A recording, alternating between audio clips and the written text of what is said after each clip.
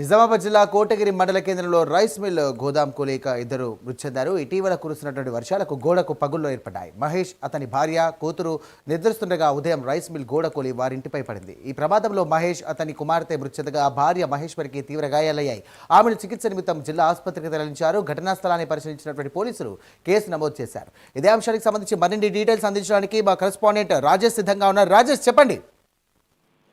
సాయి, నిజామాబాద్ జిల్లాలో విషాదం నెలకొంది. గోడ కూలి తండ్రి కూతురు మృతి చెందిన సంఘటన నిజామాబాద్ జిల్లాలో అయితే ఇది దారుణం చోటు చేసుకుని చెప్పొచ్చు. జిల్లాలోని కోటగిరి మండల కేంద్రంలో గత కొన్ని రోజులుగా కూడా ఇటు భారీ వర్షాలు కురుస్తున్న నిజామాబాద్ జిల్లా వ్యాప్తంగా. అయితే ఈ నేపథ్యంలో రైస్ మిల్ గోడ కూలి ఇద్దరు మృతి చెందారు. అయితే ఇందూర్ మహేష్ అనేటువంటి వ్యక్తి, అతని నెలల కూతురు కూడా ఈ ప్రమాదంలో అక్కడక్కడే మృతి చెందిన పరిస్థితి. అయితే వీరి ఇంటి పక్కనే రైస్ మిల్ గోడ ఉంది. అయితే ఆ గోడ ఇటీవల కురిసిన వర్షాలకు మెత్తబడి పగులు ఏర్పడ్డాయి.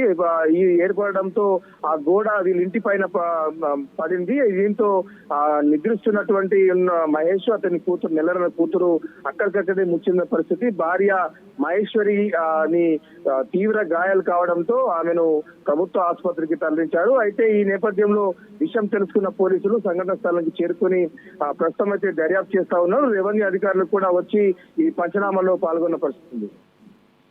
Thank you Rajesh.